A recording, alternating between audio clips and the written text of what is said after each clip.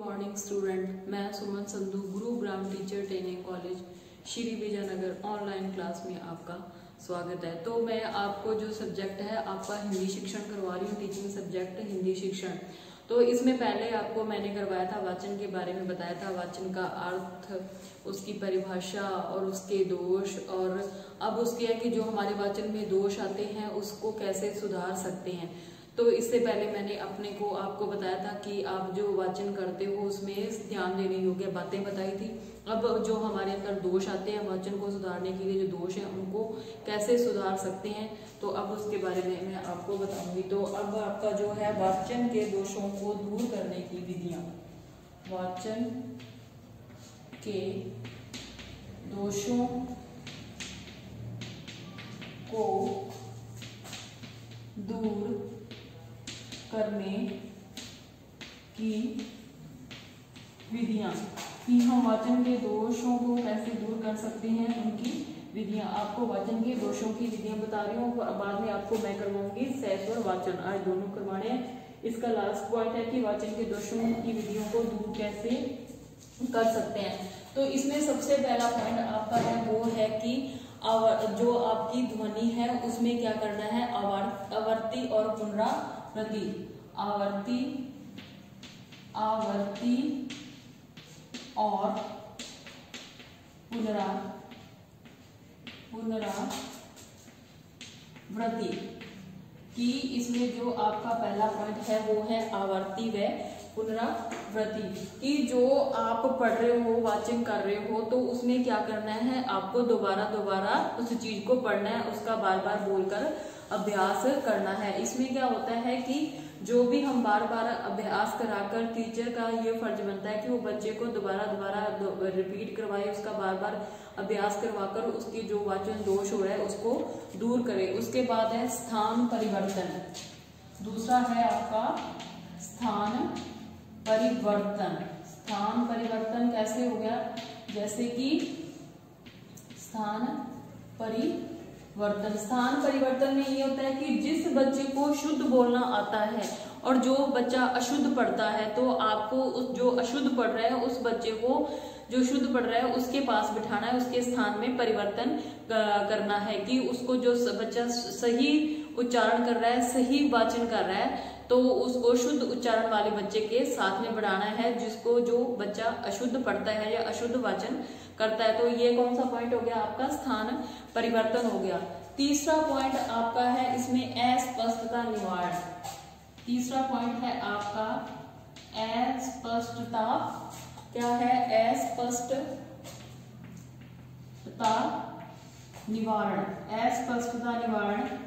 तीसरा पॉइंट आपका है अस्पष्टता निवारण। अस्पष्टता निवारण कैसे हो जाता है, इसमें शीघ्र तथा स्पष्ट बोलने से रोककर धीरे धीरे अक्षर को स्पष्ट रूप में बोलना चाहिए। अस्पष्टता निवारण हो गया कि अगर बच्चा जल्दी जल्दी बोल रहा है तो उसको क्या करना है, धीरे धीरे और शुद्ध बोलने के लिए कहना है कि स्पष्ट बोलो। तो इसमें वो जो आपका अस्पष्टता के निवारण है कि शीघ्र तथा अस्पष्ट बोलने से रोक कर, शीघ्र यानी कि जल्दी जल्दी बोलता है बच्चा, अस्पष्ट बोल रहा है तो उसको रोक कर बोलो कि धीरे धीरे बोलो और शुद्ध और स्पष्ट बोलो। तो आगे है आपका चिकित्सा कराना। चौथा पॉइंट है आपका चिकित्सा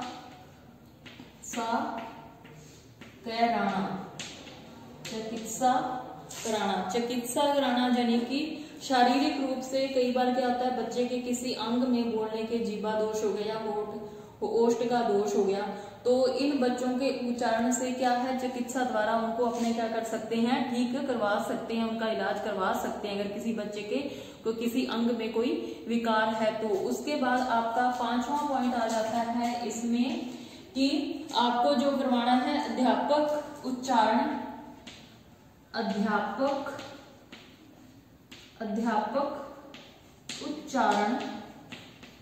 जो आपका अध्यापक है उच्चारण करके बालक से, अध्यापक यानी कि खुद स्वयं अध्यापक उच्चारण करके बालक से शुद्ध उच्चारण करवाए, शुद्ध उच्चारण करवाए। ये आपका है कि जो आपका वाचन है उसको दूर करने की, जो उसके दोष आ रहे हैं उन दोषों को दूर करने की विधियां हैं। तो इसमें आपकी पहली विधि मैंने आपको बताई थी आवर्ती व पुनरावृत्ति, यानी कि इसमें बच्चे को, अध्यापक को क्या करना है, बच्चे को इस चीज का दोबारा अभ्यास बार बार रिपीट करवाना है जो शब्द वो शुद्ध उच्चारण नहीं कर रहा, जिन शब्दों को वो सही नहीं बोल रहा। उसके बाद दूसरा है स्थान परिवर्तन। स्थान परिवर्तन कैसे होगा कि क्लास में कई बच्चा ऐसा होता है कि जिसको शुद्ध बोल रहा है, शुद्ध उच्चारण कर रहा है, तो अगर कोई बच्चा अस्पष्ट अशुद्ध उच्चारण कर रहा है तो उसको जो बच्चा सही बोल रहा है उसके साथ पास बिठाना है, यानी कि उसके स्थान में परिवर्तन करना है। उसके बाद अस्पष्टता का निवारण। अस्पष्टता के निवारण में क्या होता है कि अगर बच्चा शीघ्र यानी कि जल्दी और अस्पष्ट बोल रहा है तो शिक्षक को क्या कहना है कि बच्चे को धीरे धीरे बुलवाए और शुद्ध और स्पष्ट शब्द बुलवाने हैं। उसके बाद आपका चौथा आ जाता है चिकित्सा कराना। चिकित्सा कराना का अर्थ ये होता है कि कई बच्चों के क्या होते हैं, अंगों में विकार होता है। कौन से अंगों में विकार हो गया, जीभ में हो गया, ओष्ठ में हो गया, तो इस प्रकार के जो उनके अंगों में विकार पाए जाते हैं तो इसको चिकित्सा के माध्यम से दूर करवाया जा सकता है। उसके बाद आपका आगे 5वां पॉइंट है अध्यापक उच्चारण करके बालक को शुद्ध उच्चारण करवाए, यानी कि अध्यापक खुद स्वयं उच्चारण करे और उच्चारण करने के बाद खुद बोले और पीछे पीछे बच्चे को बोलने के लिए कहे और शुद्ध उच्चारण करवाए। पहले मैंने आपको वाचन को जो दोष आ रहे हैं उनको दूर करने की विधियां बताई थी। अब आपको मैं करवा रही हूँ सहस्वर वाचन का अर्थ कि सहस्वर वाचन क्या होता है। किसका अर्थ है सहस्वर वाचन? सहस्वर वाचन का अर्थ कि सहस्वर वाचन कहते किसे हैं। सहस्वर वाचन जब लिखित भाषा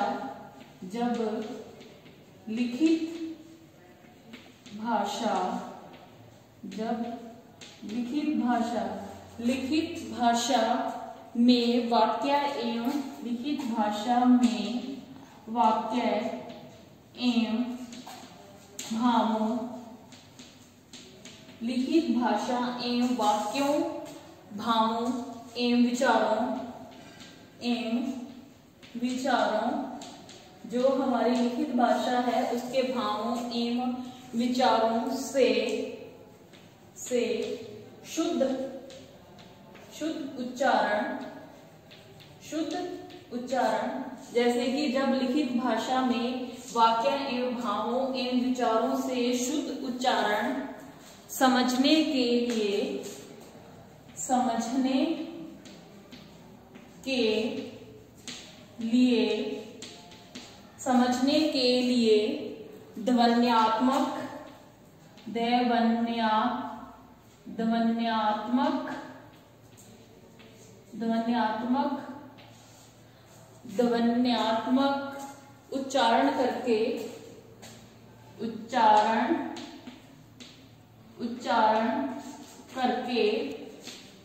ध्वन्यात्मक उच्चारण करके ध्वन्यात्मक उच्चारण करके पढ़ते हैं तो वह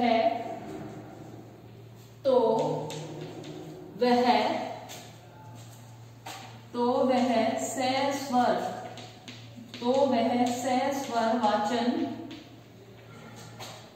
कहलाता है। यानी कि आपके पास जो भी लिखित वाचन कहलाता है इसे मौखिक पठन भी कहते हैं। इसे मौखिक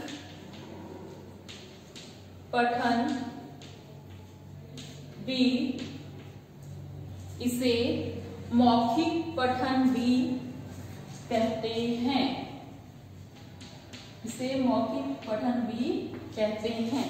सहस्वर वाचन वो होता है कि जब आपके पास कोई चीज किसी बुक में या अखबार में या किसी पेज पे लिखित भाषा में जो आपके वाक्य हो गए, भाव हो गए, विचार हो गए, उसको क्या करते हैं समझने के लिए आप उन जो चीजें लिखी होती हैं उसको समझने के लिए ध्वन्यात्मक होता है, ध्यान से ध्वन्यात्मक उच्चारण करके उस चीज को पढ़ते हैं। समझने के लिए ध्वन्यात्मक उच्चारण करते हैं तो उसे क्या कहते हैं, सहस्वर वाचन कहते हैं, और इसे मौखिक पठन भी कहा जाता है। तो ये आपका हो गया सहस्वर वाचन। अब आपकी मैं इसको परिभाषा बता रही हूँ किसके अनुसार, शब्दकोश के अनुसार। जो हमारे हैं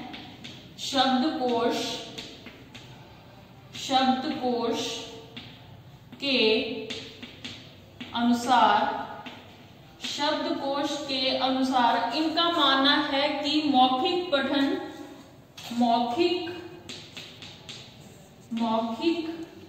जो आपका पठन है, मौखिक पठन है वो है उच्च स्वर में पठन किया।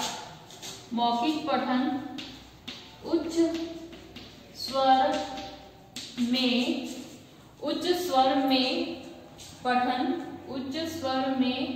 पठन किया। मौखिक पठन उच्च स्वर में पठन किया, यानी कि जो आप पढ़ रहे हो मुंह से तेज पढ़ रहे हो, मौखिक पठन कर रहे हो। मौखिक पठन होता है उस चीज को आपको क्या करना है, बिना देखे बोलना है, तो वो आपका हो गया मौखिक पठन हो गया। इसे सहस्वर वाचन भी कहते हैं कि हमारे पास कोई भी लिखित रूप में जब कोई चीज होती है किसी पुस्तक में, कॉपी में, पेज में, तो हमें उसको क्या करना है, समझकर उस चीज को पहले समझना है, फिर पढ़ना है। तो वो बाद में जब आप किसी को बताते हो उस चीज के बारे में, तो वो आपका हो जाता है सहस्वर वाचन हो जाता है। यानी कि आपने जैसे बच्चे को पढ़ाना है तो सबसे पहले आप उस चीज को क्या करोगे, खुद पढ़ोगे, ठीक है, ध्यान लगाकर। ध्वन्यात्मक का अर्थ होता है ध्यान लगाकर पढ़ना। ध्यान लगाकर पढ़ते हो, पढ़ने के बाद जब उस चीज को आप दूसरे को बताते हो तो वो क्या हो जाता है, आपका सहस्वर वाचन हो जाता है। तो ये हो गया आपका सहस्वर वाचन। और शब्दकोश के अनुसार मौखिक पठन उच्च स्वर में पठन किया जाता है। ये किसके अनुसार है, शब्दकोश के अनुसार। अब आगे आपको मैं बताऊंगी इसमें कि वाचन के हमारा जो सहस्वर वाचन है उसके क्या उद्देश्य हैं। इसके उद्देश्य, सहस्वर वाचन के उद्देश्य। अब आपका है सहस्वर वाचन के उद्देश्य। ये आपके हो गए, क्या हो गया, सहस्वर वाचन के उद्देश्य। तो एक नंबर आपका क्या उद्देश्य बनता है, इसमें है कि जो आप छात्रों को शुद्ध उच्चारण करने योग्य बनाना। छात्रों को क्या करना है, छात्रों को शुद्ध उच्चारण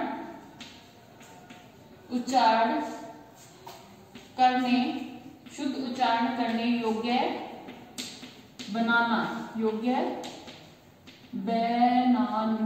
तो ये आपका पहला उद्देश्य हो गया कि आप छात्रों को शुद्ध उच्चारण करने योग्य बनाना है आपको। और दूसरा उद्देश्य आपका क्या हो जाता है कि छात्रों को उचित स्वर, लय, गति।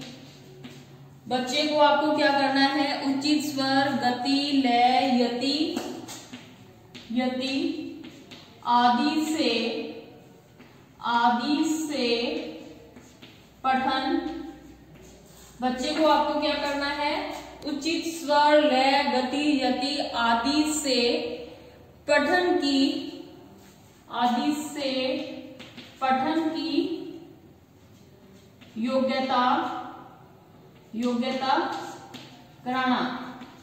कि बच्चा आपका जो भी चीज पढ़ रहा है वो उचित स्वर, गति, लय से पढ़ सके, उसका शुद्ध उच्चारण कर सके। ये आपका दूसरा उद्देश्य हो गया। अब आपका तीसरा उद्देश्य है इसमें कि विषय वस्तु को पढ़कर। तीसरा उद्देश्य है विषय वस्तु को पढ़कर, विषय वस्तु जो है उसको पढ़कर अर्थ एवं भाव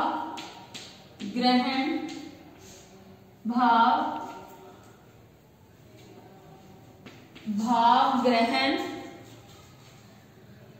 योग्यता भाव ग्रहण करने की, योग्यता भाव ग्रहण करने की, योग्यता भाव ग्रहण करने की योग्यता प्रदान करना। ये आपका कौन तीसरा उद्देश्य हो गया। ठीक है, उसके बाद आपका चौथा उद्देश्य है छात्रों में, चौथा उद्देश्य आपका हो गया छात्रों में मौखिक, छात्रों में मौखिक, छात्रों में मौखिक पठन द्वारा, मौखिक पठन द्वारा आत्मविश्वास, आत्मविश्वास, मौखिक पठन द्वारा आत्मविश्वास एवं आत्मनिर्भरता, एवं आत्मनिर्भरता का विकास करना। ये आपका कौन सा उद्देश्य होगा, चौथा उद्देश्य होगा कि आपको सह स्वर के माध्यम से बच्चे को क्या करना है, आपके क्या उद्देश्य बनते हैं कि छात्रों को शुद्ध उच्चारण करने योग्य बनाना। ये आपका पहला हो गया उद्देश्य। उसके बाद आपका दूसरा उद्देश्य हो गया कि छात्रों को उचित स्वर, लय, गति, यति आदि से पठन योग्य, उसकी पठन योग्यता उसको प्रदान करनी है कि बच्चा उस चीज को पढ़ सके उचित स्वर, लय, गति से। उसके बाद आपका तीसरा उद्देश्य ये हो जाता है कि विषय वस्तु को पढ़कर अर्थ एवं भाव ग्रहण करने की योग्यता प्रदान करना, कि बच्चे को इस प्रकार का सह स्वर वाचन करना सिखाया जाए कि बच्चा जिस चीज को पढ़े उसका अर्थ और भाव उसका, कि उस चीज में क्या वो लेसन या पाठ उसको क्या कह रहा है, भाव ग्रहण करने की योग्यता प्रदान करना। उसके बाद चौथा उद्देश्य हो जाता है कि छात्रों में मौखिक यानी कि बिना देखे पढ़ने के आत्मविश्वास और आत्मनिर्भरता का उनके अंदर क्या करना है, विकास करना है। तो ये आपके हो गए सह स्वर वाचन के उद्देश्य। अब आपका है आगे, अब है सह स्वर वाचन का महत्व। पहले था आपका सह स्वर वाचन के उद्देश्य, अब आपके क्या आगे महत्व आगे। तो इसमें पहला महत्व क्या बनता है आपका सह स्वर वाचन में, इसमें है कि सह स्वर वाचन बालक, सह स्वर वाचन बालक में, सह स्वर वाचन बालक में, बालक सह स्वर वाचन से बालक में झिझक, संकोच, सह स्वर वाचन से बालक में झिझक, संकोच, डर, संकोच हो गया, डर हो गया, हिचकिचाहट, हिचकिचाहट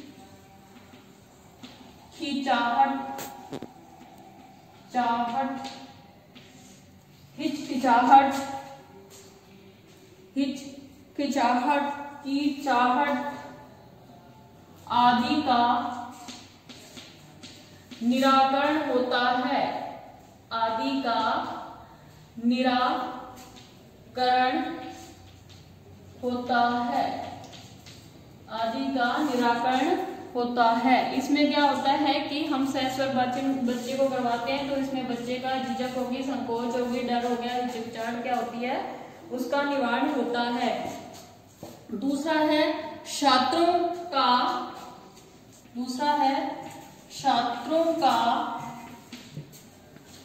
का शब्दोच्चारण, छात्रों का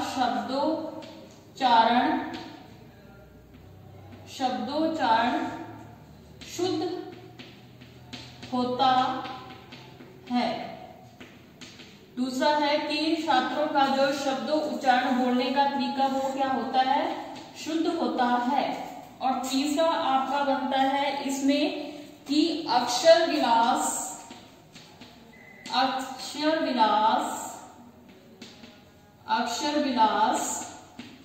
भी शुद्ध होता है, अक्षर विलास भी शुद्ध होता है। और आगे चौथा है शब्द भंडार, शब्द भंडार में वृद्धि होती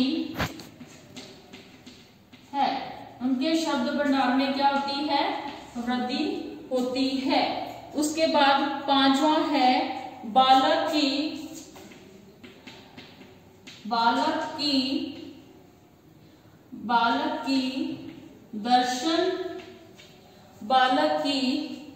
दर्शन इंद्रियां, बालक की दृश्य इंद्रियां, बालक की दृश्य इंद्रियां क्या होती हैं? ध्वनि यंत्र,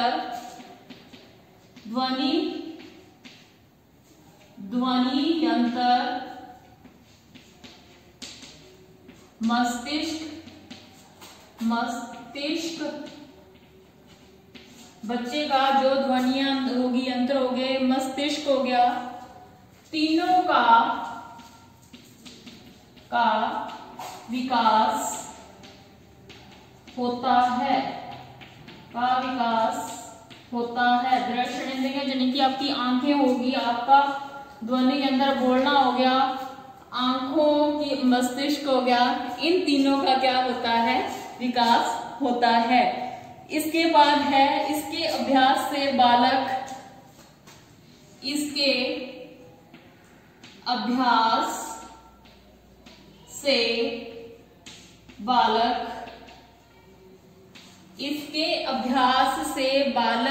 वाद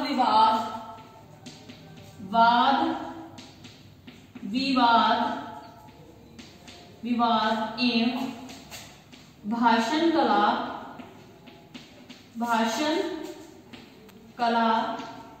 आदि को सीख जाता है। भाषण कला एवं वाद विवाद को क्या करता है? सीख जाता है। इसके बाद है इसमें प्रारंभिक स्तर पर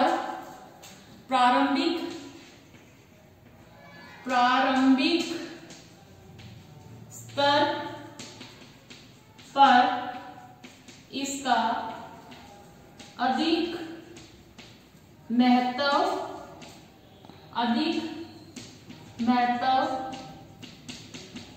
होता है। प्रारंभिक स्तर यानी कि छोटी कक्षाओं में इसका अधिक महत्व होता है। इससे छात्रों को, आठवां है, इससे छात्रों को स्वराघात, आगे है बलाघात आदि का समुचित ज्ञान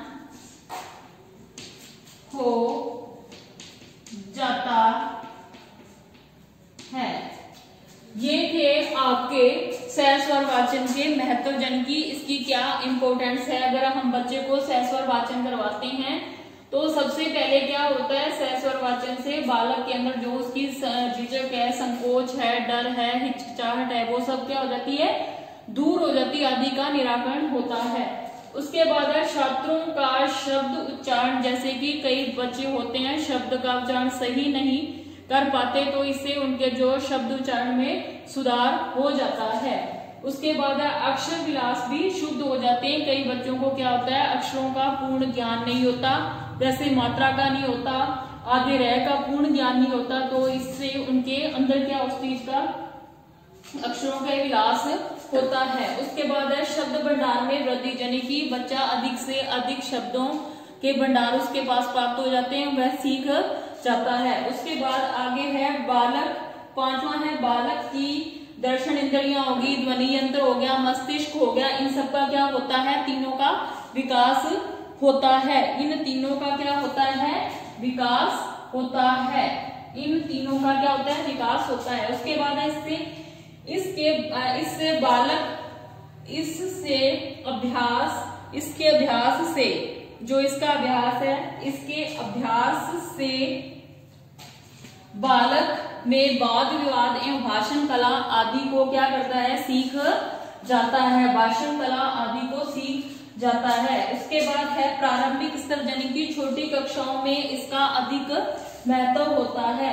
फिर आगे 8वां है इसका कि इससे छात्रों में स्वराघात यानी कि आप जो कविता बोलते हो या भाषण देते हो तो उसमें स्वर लय जो भी होता है उसका पता चल जाता है। बलाघात यानी कि कुछ शब्द ऐसे होते हैं जिसको हमें जोर देकर बोलना पड़ता है, वो कौन से होते हैं, बलाघात होते हैं। आदि का समुचित उनको क्या हो जाता है, ज्ञान हो जाता है। तो मैंने आज आपको करवाया था सहस्वर वाचन कि सहस्वर वाचन क्या होता है। पहले मैंने आपको करवाया था वाचन, इसको दूर इसकी विधियां करवाई थी, जो उसके दोष थे उसको कैसे दूर कर सकते हैं, वाचन की विधियां करवाई थी। इसमें मैंने आपको जो विधियां करवाई थी वो विधियां थी आपकी टोटल पांच विधियां थी। पहली थी आवर्ती और पुनरावृत्ति, दूसरी विधि थी आपकी स्थान परिवर्तन, तीसरी थी अस्पष्टता, चौथी थी चिकित्सा कराना और पांचवी थी अध्यापक उच्चारण करके बालक का शुद्ध उच्चारण करवाए। ये तो थी वाचन को दूषण करने की विधियां। उसके बाद मैंने आपको करवाया था सहस्वर वाचन का अर्थ। सहस्वर वाचन में यह होता है कि अगर हमारे पास कोई लिखित रूप में हमारे पास कोई चीज, कॉपी, पेज, अखबार, बुक होगी, कुछ भी हो गया, उसको हम क्या करते हैं, उसके चीज के और वाक्य जो भी वाक्य लिखे होते हैं उसमें उनके भावों को समझकर ध्वन्यात्मक होता है, ध्यान लगाकर उस चीज को पढ़ने के बाद हम दूसरे को बताते हैं, तो वो हमारा क्या कहलाता है, सहस्वर वाचन या मौखिक पठन कहलाता है। उसके बाद है शब्दकोश के अनुसार कि मौखिक पठन उच्च स्वर में पठन किया जाता है। इसमें मौखिक पठन में उच्च स्वर में पठन किया जाता है, यानी कि जोर से बोला जाता है। उसके बाद मैंने इसके उद्देश्य करवाए थे कि इसके क्या क्या उद्देश्य हैं सहस्वर वाचन के। सहस्वर वाचन से जो हमारा इसमें क्या छात्रों को शुद्ध उच्चारण योग्य बन जाते हैं। उसके बाद दूसरा था कि जो इसमें छात्र जो बोलते हैं उसमें उचित स्वर, गति, यति, लय से वो क्या करते हैं, योग्यता उनको प्रदान की जाती है। तीसरा इसमें था कि आप विषय वस्तु को पढ़कर अर्थ ग्रहण करता है कौन, बालक। उसके बाद चौथा था छात्रों को मौखिक पठन द्वारा आत्मविश्वास एवं आत्मनिर्भर बनाया जा सकता है। ये इसके उद्देश्य थे सहस्वर वाचन के। अब आगे है आपका कि सहस्वर वाचन के महत्व क्या है, इसके क्या क्या महत्व है। पहला महत्व है इसका, सहस्वर वाचन से बालक के अंदर जो भी झिझक, संकोच, हिचकिचाहट होती है वो क्या हो जाती है, उसका निराकरण हो जाता है। उसके बाद दूसरा था छात्रों को शब्दोच्चारण उनका शुद्ध हो जाता है। तीसरा है अक्षर विलास शुद्ध हो जाते हैं। आगे शब्दों के भंडार में वृद्धि होती है और बालक की दर्शनेंद्रियां, ध्वनि यंत्र हो गया, मस्तिष्क हो गया, तीनों का विकास होता है। उसके बाद इसके अभ्यास से बालक में वाद विवाद, भाषण कला आदि सीख जाता है। इसके बाद 7वां है प्रारंभिक स्तर पर इसका अधिक महत्व होता है। और लास्ट 8वां है इसका महत्व कि छात्रों को स्वराघात, बलाघात आदि का समुचित ज्ञान हो जाता है। तो ये आपका है सहस्वर वाचन। तो आज मैंने आपको सहस्वर वाचन करवाया, तो आज की क्लास यही खत्म होती है। आगे वाला टॉपिक मैं आपको कल की क्लास में करवाऊंगी। धन्यवाद।